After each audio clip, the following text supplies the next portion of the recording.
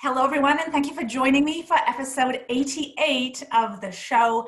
I am your host, Louise H. Reed, with listeners in over 145 countries and millions of iTunes downloads and ongoing podcasts. I'm the fortunate host here every week at this time to talk life and leadership with ordinary people doing extraordinary things. People who take brave, bold action in pursuit of their dreams and goals, and are here to share their journey and story to help you do the same in yours. I say it every week, there's nothing more valuable than time. And so as my way of saying thank you to each of you for spending yours with me, I have a monthly prize giveaway. Each month I have a draw for one listener to receive exclusive Lady Boss Loyalty swag. Simply comment on a podcast episode with the hashtag Lady Boss Loyalty and you are automatically entered into that draw. There's new swag coming soon, so please comment away. You know how to find me, Facebook, YouTube, or LinkedIn, and good luck. Now, without further ado, I would like to share with you a little bit about today's guest. Today we have with us Sandi Boucher. She is an internationally recognized and much loved speaker. A proud member of Seine River First Nation in Northern Ontario, Canada, Sandi is a dedicated author, activist, and advocate for both Indigenous self-determination and Canadian reconciliation. And if you don't know what that is, you are in for a treat. But first and foremost, Sandi is a storyteller with the unique ability to tell a story that not only increases listeners' self-awareness, but their awareness of others as well. Using metaphors and analogies, Sandi makes complex concepts understandable while providing support and encouragement throughout her presentations. The result? A listener who never feels shamed for what they did not previously know or understand. It is this gift that Sandi has loved by so many dedicated fans and followers, her undeniable faith in her listeners and their ability to learn. No matter the topic, Sandi uses conversational English, humor, and stories to ensure that learning is enjoyable for us all, whether her audience is Indigenous, non-Indigenous, or mixed. Sandi Boucher makes her home in Thunder Bay, Ontario, where she enjoys spoiling her grandbabies every chance she gets. They're always babies. They always stay babies to us. Sandi, my friend, welcome to the show. Thank you so much. I am simultaneously honored and grateful and just blown away by this opportunity. So thank you so much. Well, we feel the feeling's mutual, so this is going to be an awesome show. I often like to comment on how I get connected to my guests. And for the mere fact that I just think it's fascinating. I just think it's interesting how, there used to be 6 degrees of separation. I don't know how many degrees they say now in this internet world. But you and I, like many of the people that I'm fortunate to have on the show, connected through LinkedIn. So a shout out to Jay Andrews who connected us. And right away, I mentioned this to you when we spoke, you have this presence, and it was through an image as opposed to a video, which I find extremely amazing and compelling that you're able to convey this through an image. The image of you was vivacious, was grounding, was inspirational, and was welcoming, like all at the same time. So you're in for a treat, my friends, listening to the show, to have Sandi sharing all of her joy and goodness and insights with us today.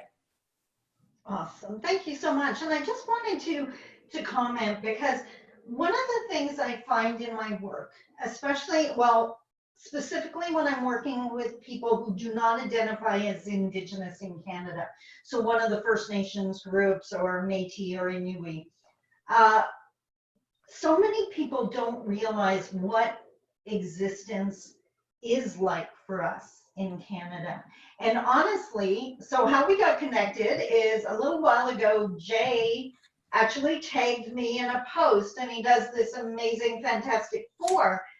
I can honestly say, when I got the notification on my phone that Jay Andrews had tagged me, you get nervous because it is so often a criticism or an attack, and I don't love that happened, but I love that I became aware how often we think it's going to be a negative, and you almost like the defenses automatically go up. I don't even know what I was doing at the time, but I'm certain I dropped whatever I was doing to go research this because it's online and we're professional, and you know, it's like, oh my God, what is someone saying?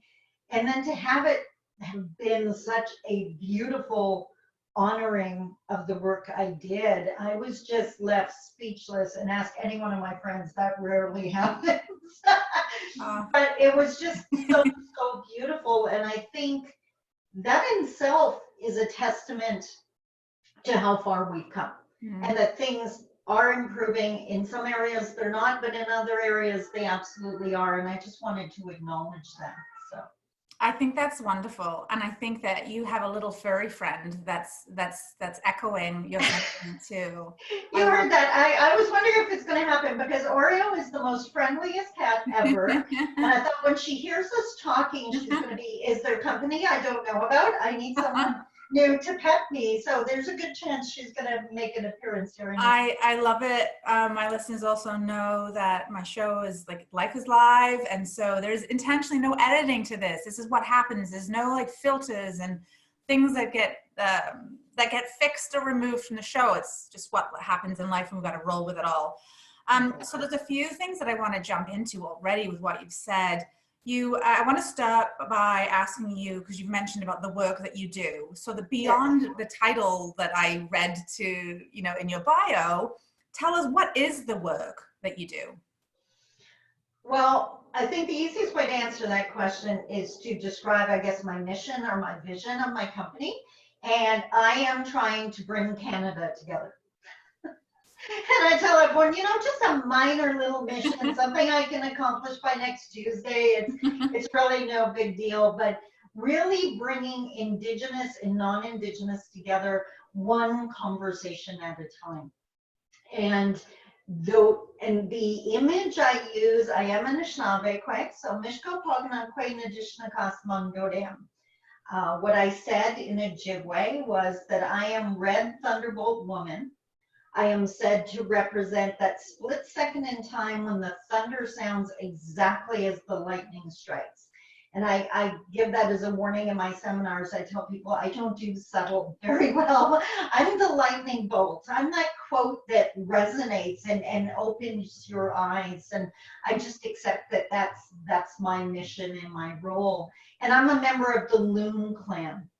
So the easiest way to explain that is, and this is a very loose analogy, but kind of think of your horoscope signs, in that every sign acts in a different way.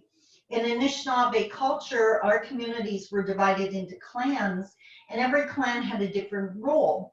And as long as the clans fulfilled their roles, the community thrived.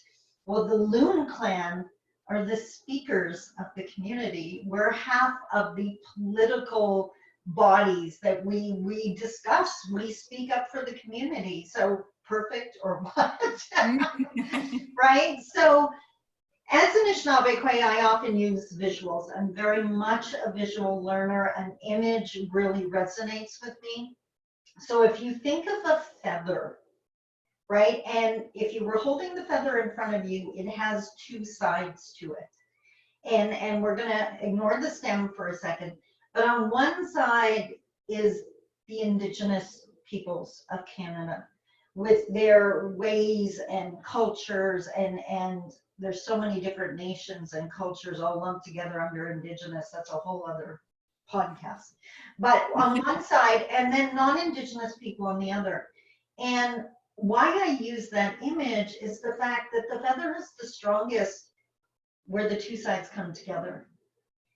And that is my work, that neither side gives up who they are. Neither side gives up their values or their teachings, but we learn how to walk together. And I think it's time. It's not something that's been done in the past. There's a horrific history that so many people do not know about, and it's not over exaggeration. It's actually a very sad reality. And I share that history with people, not to beat people up about it, but to help them understand what they are seeing on the front page of their newspaper, or in their community, whatever the case may be. So that, in a nutshell, is my work, whether it's the books I've published, whether it's my many, many, many seminars, or the speeches. I have the honor and the privilege of traveling across the country to educate people and to help them understand what they are looking at and how they can be part of the solution. I love it.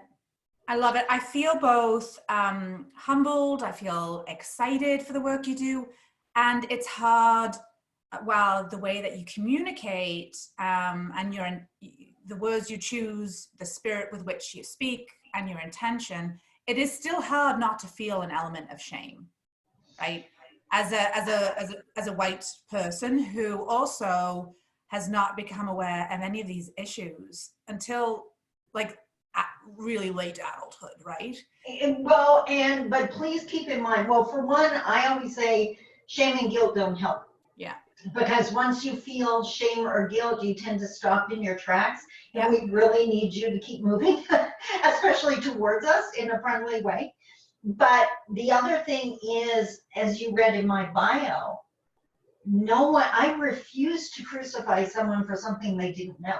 Mm-hmm. You have no control over, especially as a child, what you were taught or what you weren't taught. Mm-hmm. But I think I am more interested in what you do once you learn, mm-hmm. because then I believe the responsibility transfers. When I do a seminar and a bunch of people come in and they're not aware of how we got to this place, well, that's their reality. But once they leave the seminar, it's like, oh, well, hello, you're in a different place now, and I'm sorry, the game just changed. Yeah, when you know better, you can do better. Part of the reason I bring up that feeling of shame, though, is because it's a very real thing that I know others feel. And so I felt it very important to share that, because to your point, shame and fear and guilt shut us down. They don't connect us. Yeah. So I know I have a lot of American listeners on the show. Can you share with us, and for our fellow Canadians who may not know this history of which you speak, tell us a little bit about, what's compelled you to have this mission of bringing Canada together. Tell us a little bit about that history for the purpose of understanding where we're starting to now take action going forward. Okay, so Canadian history. And I'm going to backtrack a little bit and explain why it's important to me. I literally believe I was born to do this work. And that's because I am the daughter of a proud Nishnawbe, so that's an Ojibwe woman, in my mom, and a Frenchman. My dad was from Saint-Jérôme, Quebec, and his first language was French. And in our home, it's like many United Nations. Both of them respected each other and loved each other. My dad loved how my mom wanted to listen to the trees, right? and how she interacted with the environment. He never wanted to change that. And my mom, I always joke around, learned how to make pea soup because that was important to Dad, and I still don't understand that. I am not a fan. I don't mean to offend anyone who is, but I never got that connection. But so I think that's where my passion comes from, because I know it's possible. In fact, I am the result of that possibility. So, but at a very young age, I saw that the world treated Dad differently from Mom. That if my dad walked into a store, it was, "Hi, Leo, how are you doing? What's new today?" And if my mom made the mistake of walking in just a little too far away from Dad, she would get that scowl and "What are you doing here?" And I didn't understand. And I would look at these people and think, why are you making a face? She's amazing. Like, what are you doing? So, and I think that's such a valuable lesson, because even at a young age, I realized other people's opinions could be wrong. And that was so, so important. So long, and I'm going to just like Reader's Digest condensed version this. So the settlers arrived here. Indigenous people were here in established communities with established belief systems, with our laws, for lack of a better way of putting it, our justice systems, our governance systems. We had functioning societies that look totally, completely different from the European model, but they functioned, and that's incredibly important. And in my seminars, I speak a lot about what I call cultural lens. So, which is so much easier to understand or to explain now that I'm old enough to have to wear glasses, because it is literally the lens we look at the world through. So it would be just too easy to believe that all the settlers came over and they were horribly bad people that did horribly bad things. And I don't buy into that narrative. What instead makes sense to me is these people came over with instructions, but they also only had their cultural lens. So to them, educating your children was a brick and mortar school in the middle of an established community with streets of whatever type. That is not what they found in our communities. Religion was a huge important thing to them, which involved the church and the steeple and the cross on the top. That is not what they found when they came into our community. So to me, it is incredibly easy to see how they would have misinterpreted and assumed we don't educate our children, we have no governance systems, we have no religion, oh my God, we must save these people. And that's what happened. We got into this incredibly scary time period. The Save the Indian mentality is what we call it. And it was horrific. In one stance, on one side, they needed us out of the way. Bottom line. If you stand on the shore of any one of our beautiful lakes in this country, and I've done it, and it's like, wow, I can understand standing there and thinking, I want to build here. This would be a beautiful place to have a home. Oh, these people are here.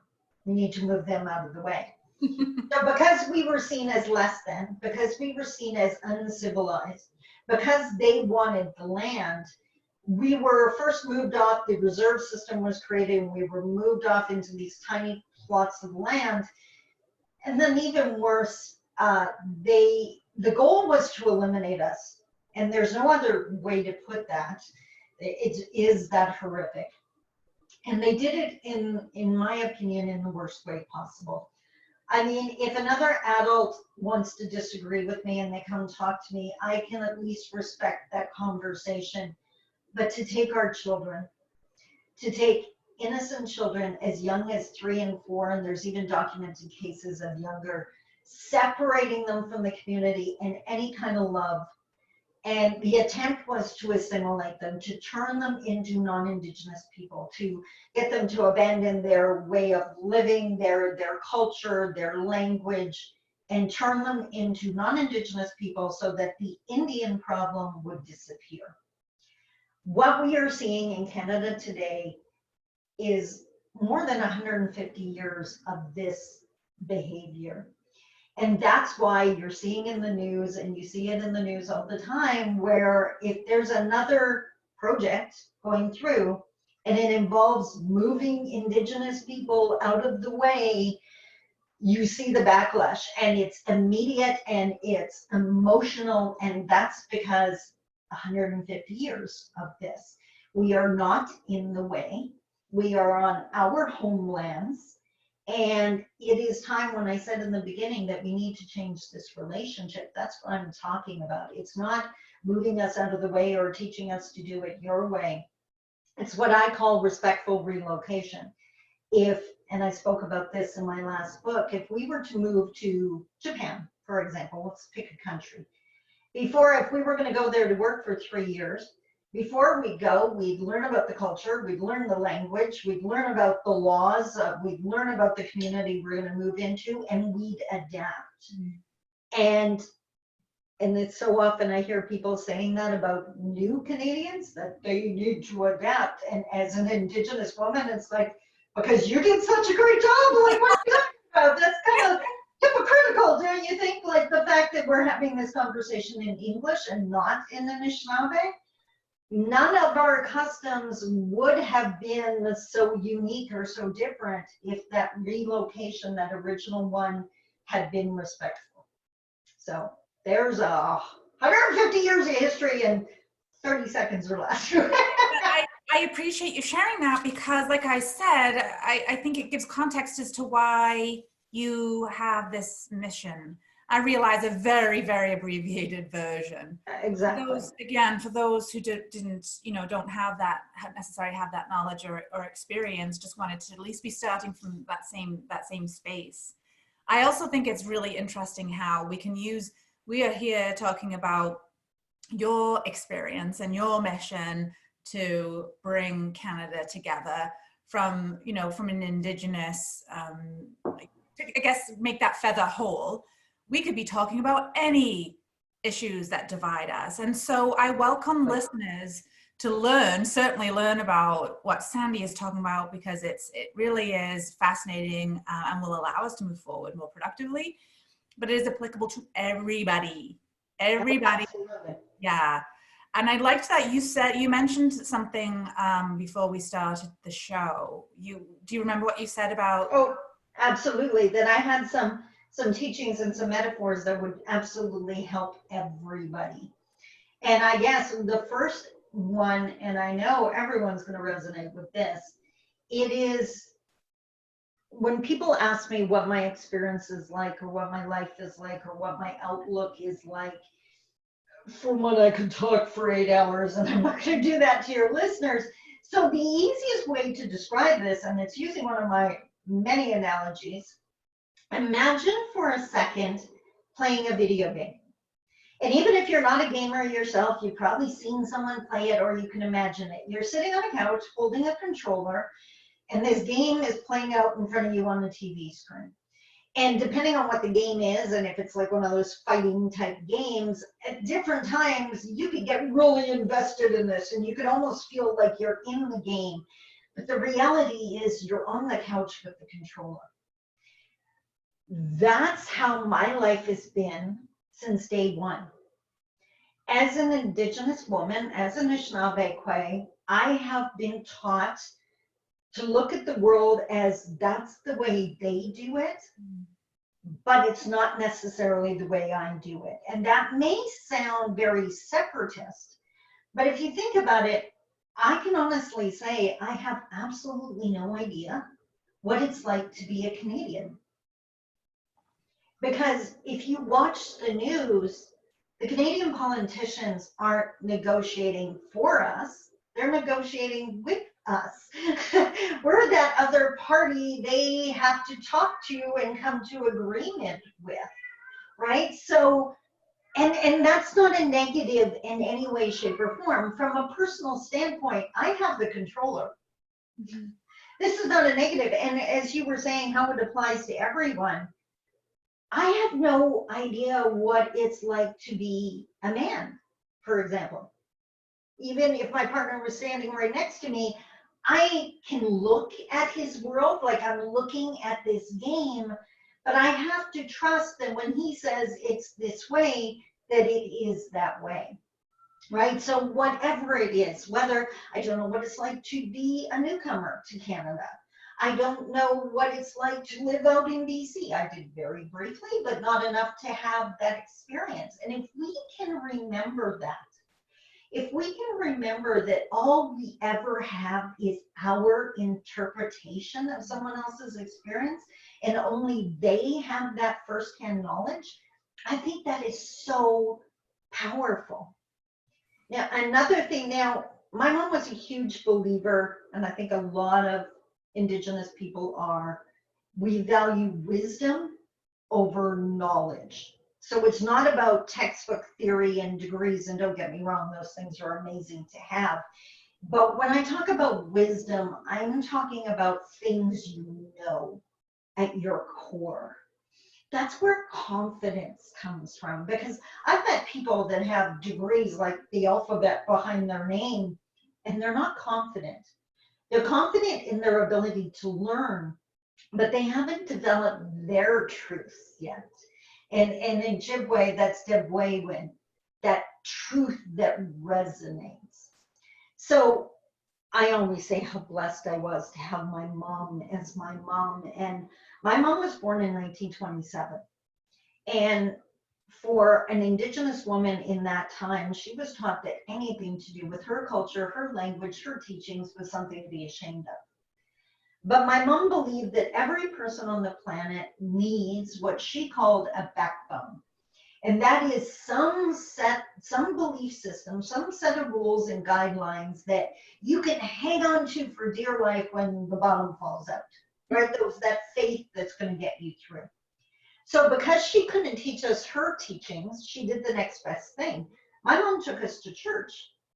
I was actually raised in the Roman Catholic faith. That's my dad's religion.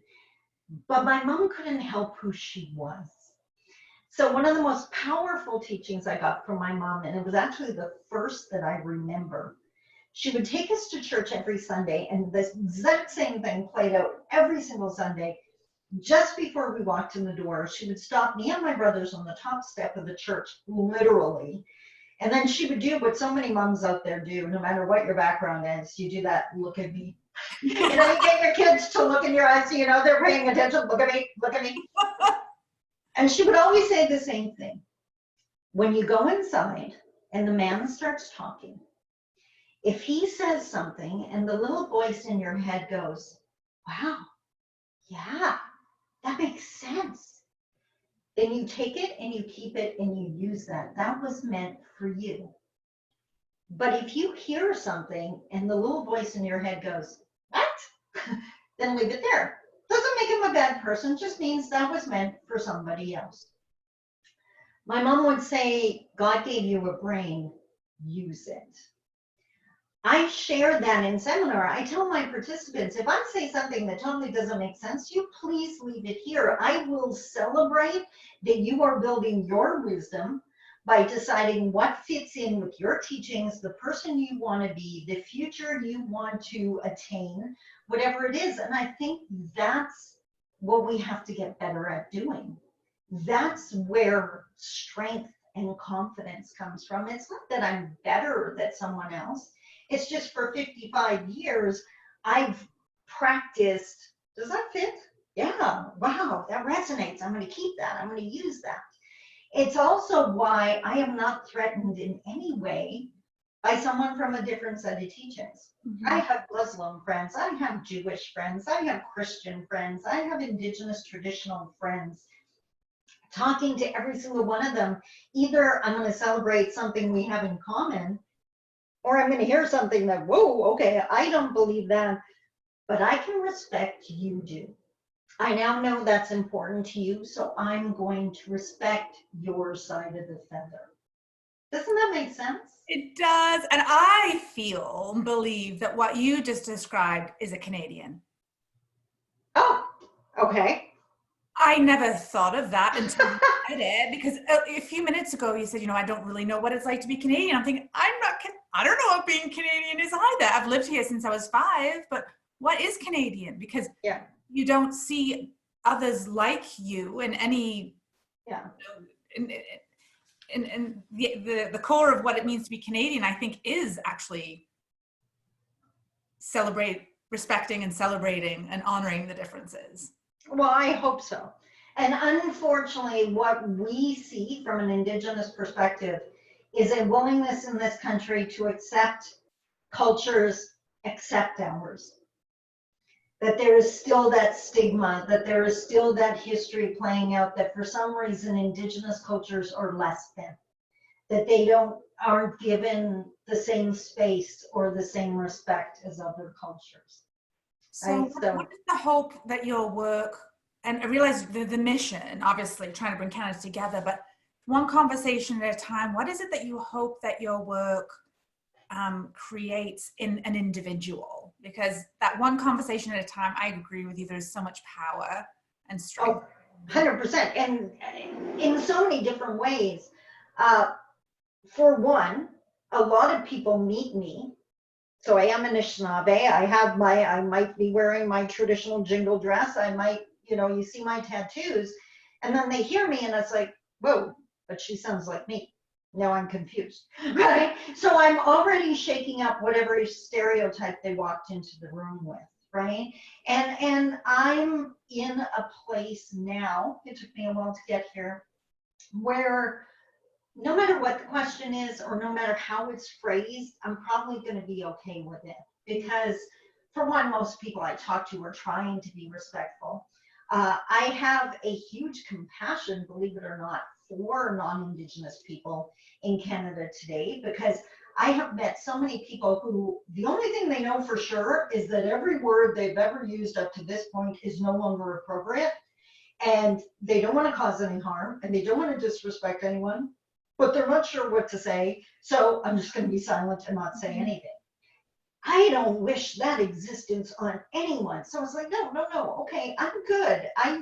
No matter what words you use, ask your question, let's have a conversation. And if you use a word that may have a negative connotation, I'll explain that to you. Mm-hmm. And I'll give you alternatives.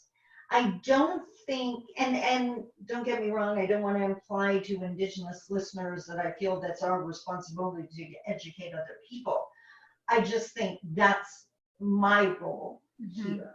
And even to the extent back to born to do this work, I'm not as dark-skinned as many of my Indigenous family members and friends. And even that allows that bridge to be built, that people feel more comfortable talking to me than they do someone that would be more stereotypical Indigenous looking. And then again, I'd blow apart the stereotype. What does an Indigenous person look like? Well, I am my status card. I am Indigenous. I am a member of a community. And I have long nails and like wearing makeup. Like, I mean, it's a conversation we have to have. So I love that. And as listeners, recognizing that we're all at different levels of knowledge about what has happened, what needs to happen. What is it that you hope listeners take away from this show and do with that? Well, and I love that you asked that question. Thank you for that. If there's one, we all have pet peeves, let's own that, right? And if there's one sentence that I just really want to like strike from the English language, and I know some of your listeners are going to be surprised to hear this, it's the line, we are all the same. And it's like, no, we're not. But the best part is that's okay. To use the Christian example, it's the coat of many colors. It's the field of wildflowers. Differences are beautiful. And I know we live in a time where people are scared of people that are different. And I understand that. But I want to share another teaching with you. And this is directly from my mom. And it really highlights why I think this is a positive and not a negative, the differences. So when me and my brothers, because I'm the only girl, when we were teenagers and we were starting to look at people as potential partners, if you get that whole drift, that dating age, and Mom caught wind of this, she was like, okay, we're going to set the stage here before they do something goofy that we're going to have to deal with. So my mom would get us to stand back to back. So if you can imagine doing that for a second, you and your friend or you and your partner are standing back to back. And then she would get us to look around the room, right?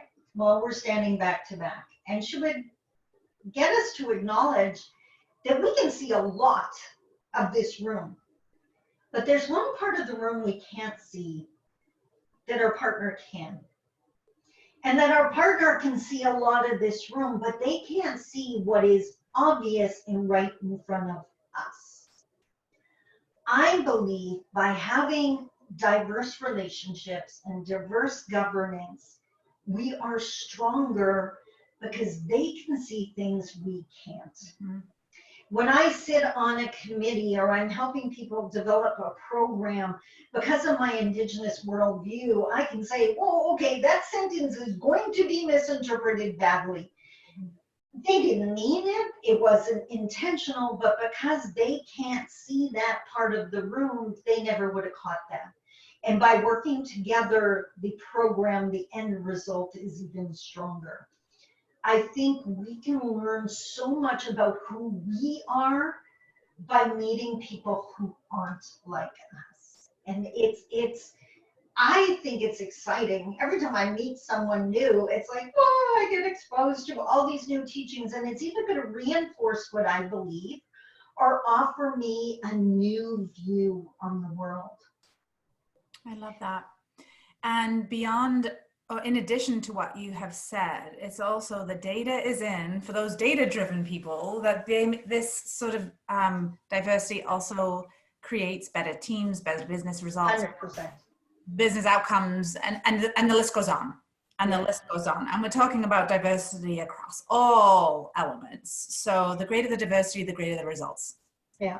I did want to say one point. I don't want to take up too much time here, but when it comes to reconciliation between Indigenous and non-Indigenous people, I really do not want to minimize how difficult healing that relationship is going to be.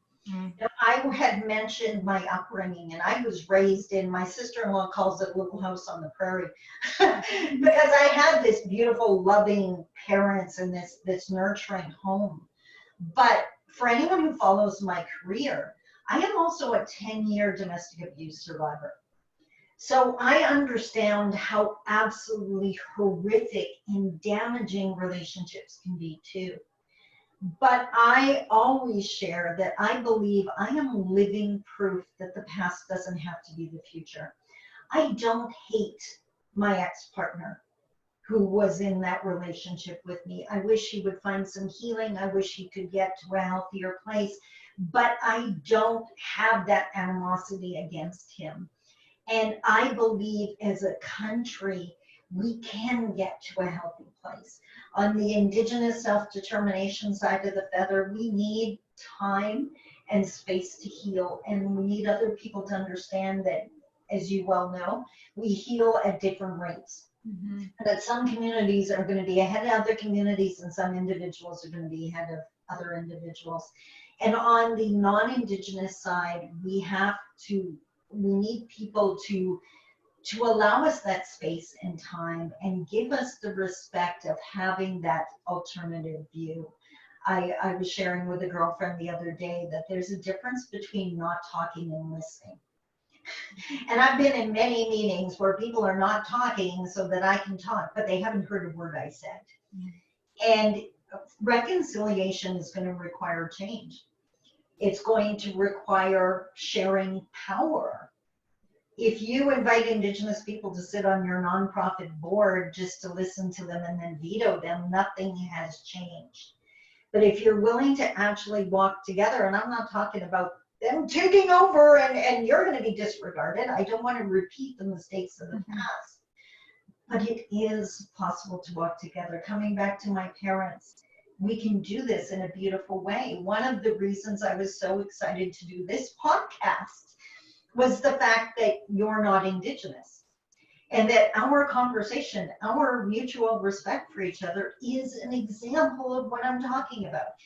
It really isn't hard when you go into it from a place of self-respect and respect for the other people. And real, I don't care what background you're from or what nationality, you meet people you want to work with and you meet people you don't. and you know what? Find the people you do, build the bridges. And I believe our elders always say, this is not going to be solved in one generation. Yeah. Do our part, and slowly it comes together. We're all puzzle pieces in this big, huge puzzle that is Canada. We are. You've mentioned the term reconciliation quite a few times, and yes. I'm wondering if you could tell us a little bit more about what that is for listeners who might not know. Well, a government term. So, and that's, I guess, the problem. So reconciliation at the base level, we all know what it is. You're in a relationship with someone, whether it's a work colleague, and you're not getting along, and you got to figure out a way to get along. So that's what reconciliation is. But in Canada, what seems to be happening is we're trying to rush to the get along stage And as you well know, in any relationship, you better talk about what the problems were and resolve that first before you can get to that comfy stage. And I think a lot of people are uncomfortable with the fact that we have to talk about our history. We have to talk about what's continuing to happen to Indigenous peoples. We have to recognize that the communities, Indigenous communities you see today, and all of those challenges are a direct result of Canadian history. That's not just naturally where we would have landed. That's a direct result. And we have to support the healing from a history we all share, whether it's unpacking the stereotypes or it's healing from the direct wounds.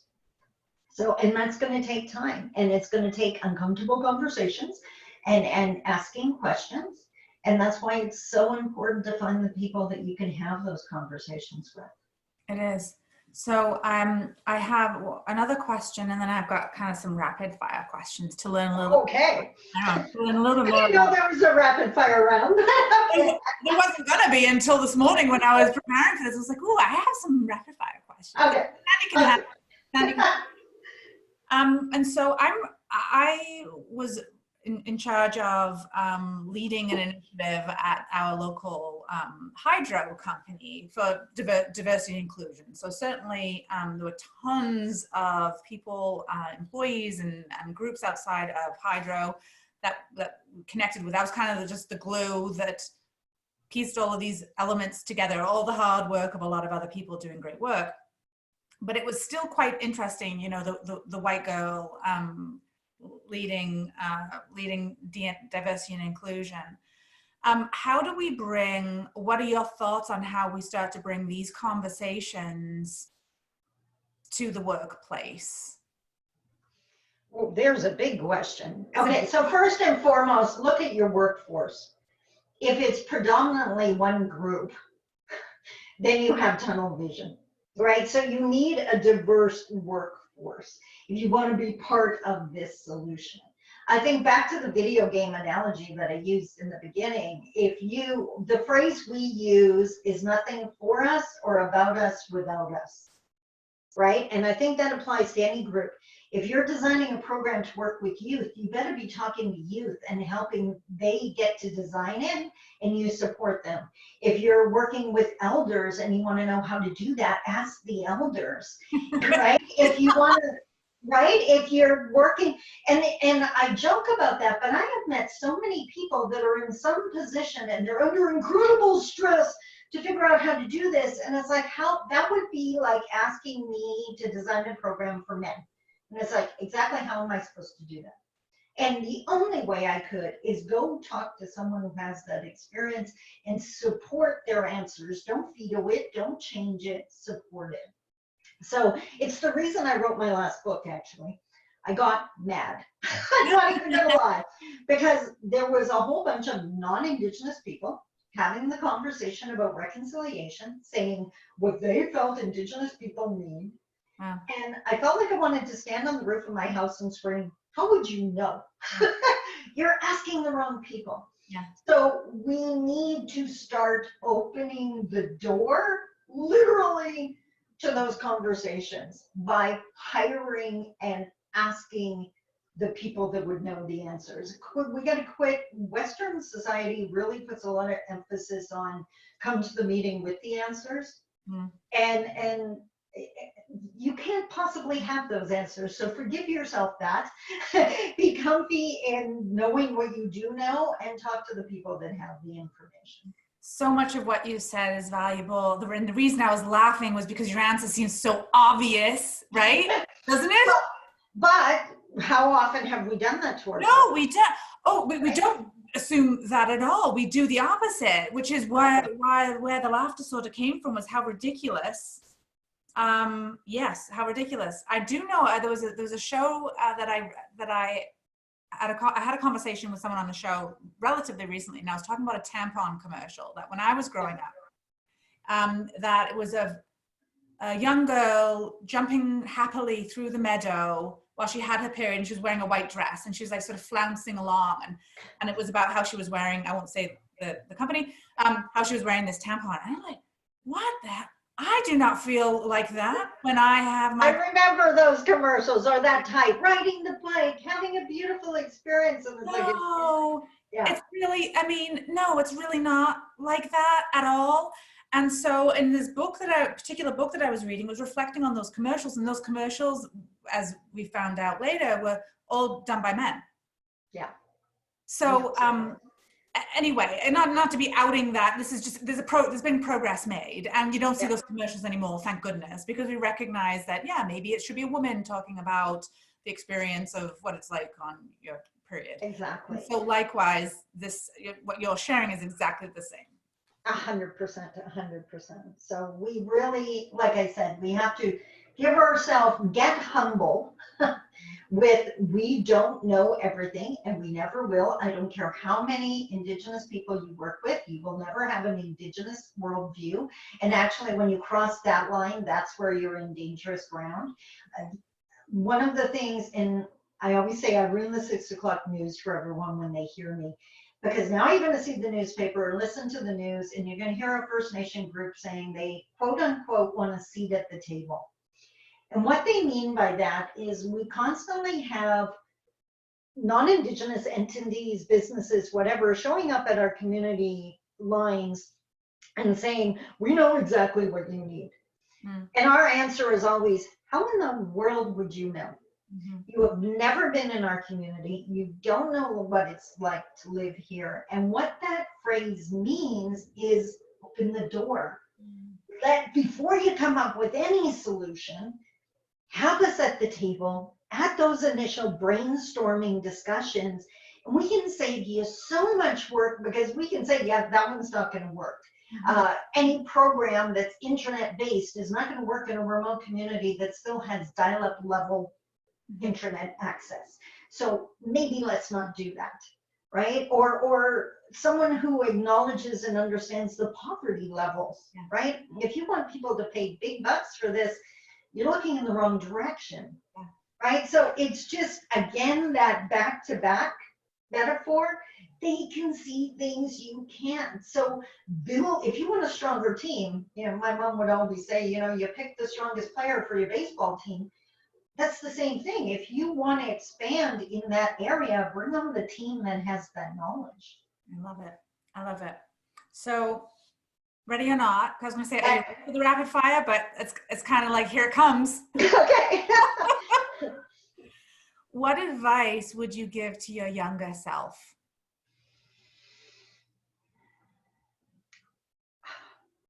Believe in me. That so often there were decades of my life where I tried to fit in a box built by someone else. And I now understand I don't like boxes.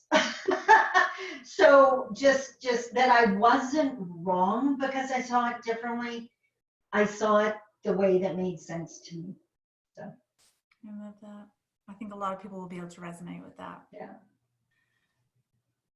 Do you have either a bucket list or an equivalent of a bucket list? And if so, what's on it? I have literally, I laugh because my bucket list is actually taped to my wall about 10 feet away from me. Love it. On a regular basis, and it's travel. It can be summed up so much. Just seeing different places. 2015, I had the chance to go on a speaking tour of Finland.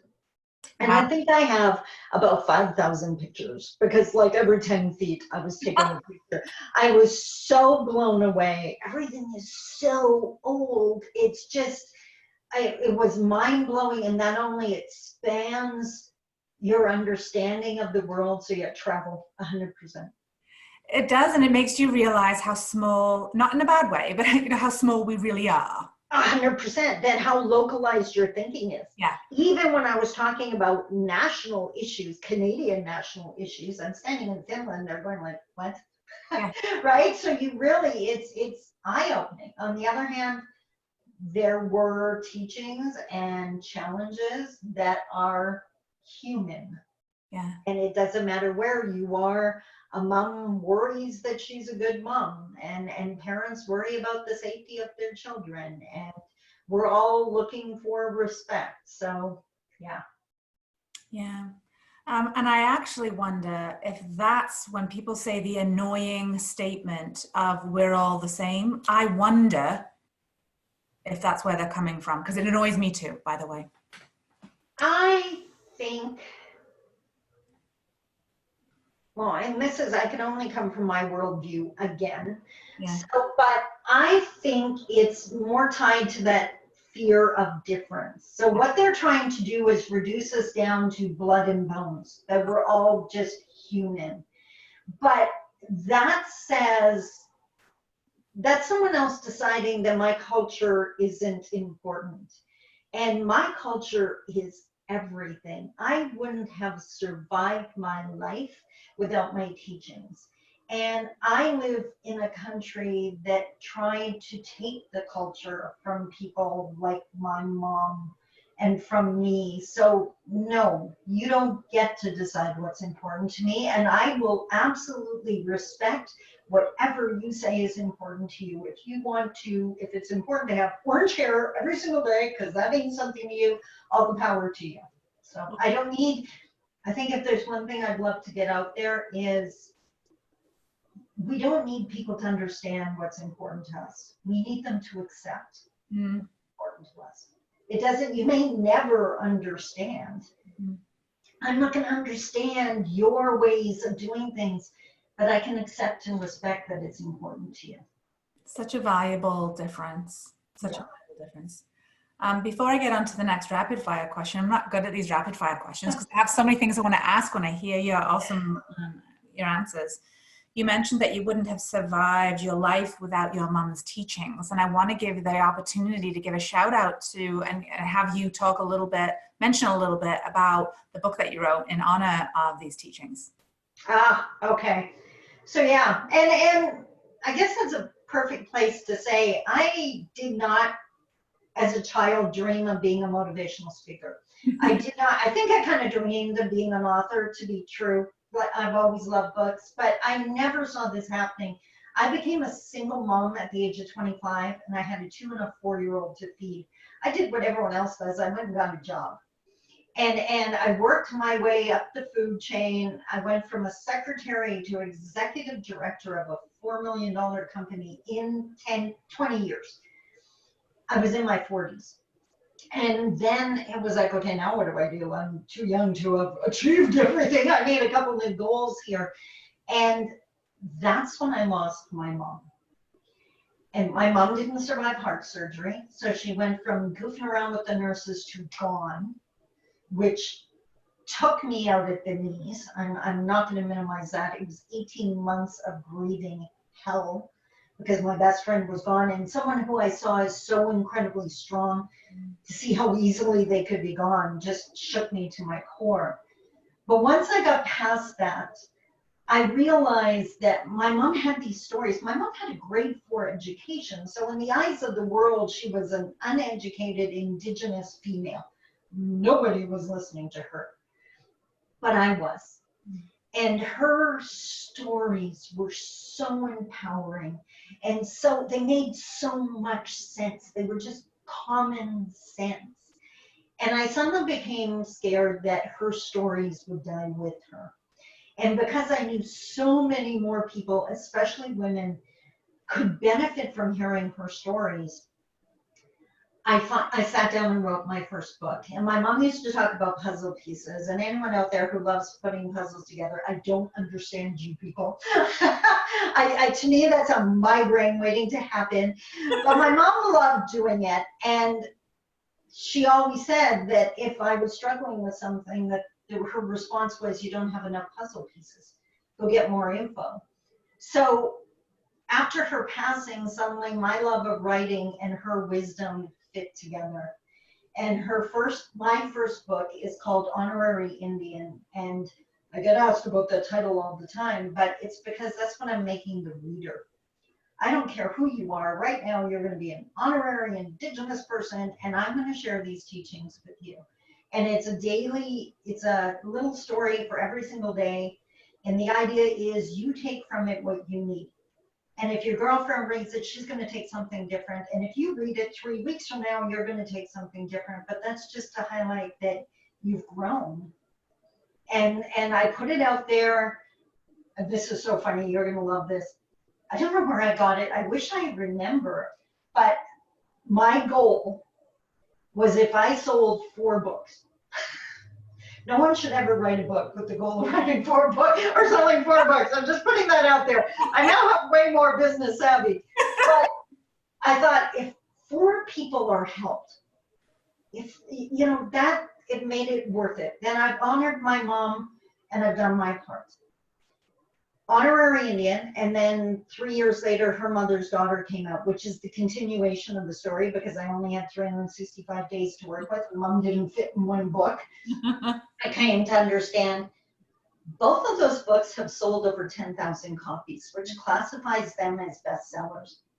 And they've sold internationally, US, the UK, across Canada. That to me shows the power of Indigenous teachings and that all of us can learn from each other. So. I look forward to picking each of those up, and I'm going to share some of those stories that really touch me on some of the upcoming shows. So I hope that may inspire others also to dig into the richness that your culture has to offer. Awesome. So my final rapid fire question, which hasn't been so successful in being rapid fire, but anyway, is what does the world need more of?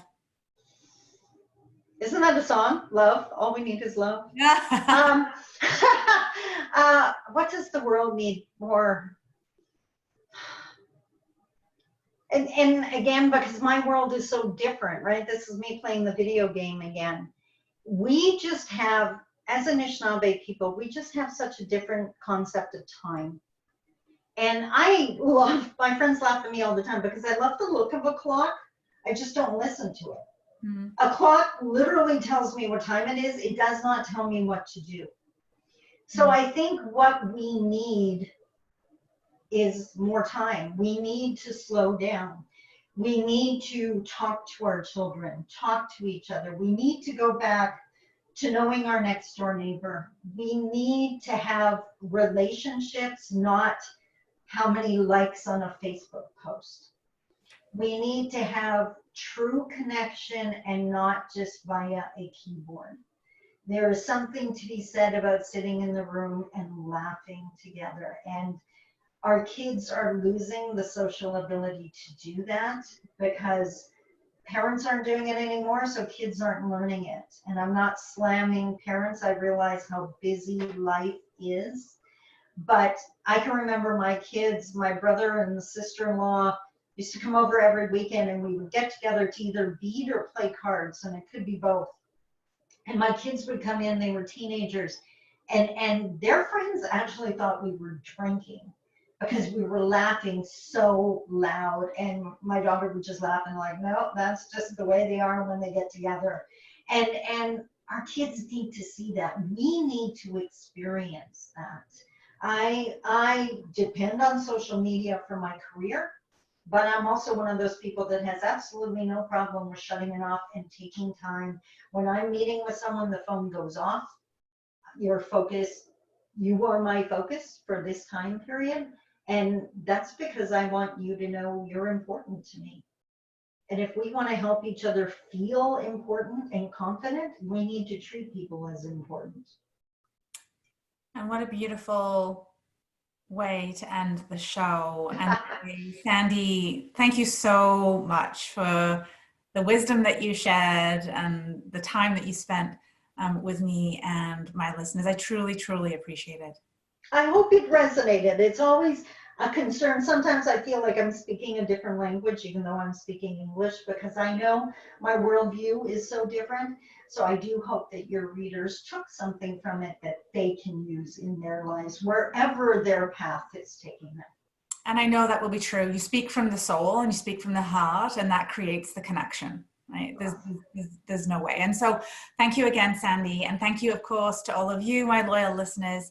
And remind you that information about my radio show can be found at louisehreed.com. There will be all information about how you can reach Sandi and get your hands on her books in the show notes. So please check that out. Also, a big shout out to my producer, Cameron Steele at Contact Talk Radio Network. This show would not happen without you. And this particular show with awesome Sandi would not have happened without Jay Andrews. So much love to you also. So until next Tuesday at 11 a.m. Eastern, I'm Louise H. Reed, wishing all of you a bold and courageous day. And in the words of Sandi and in the guidance of Sandi, slow down, talk to your children, talk to your neighbor, and laugh together. Goodbye, my friends.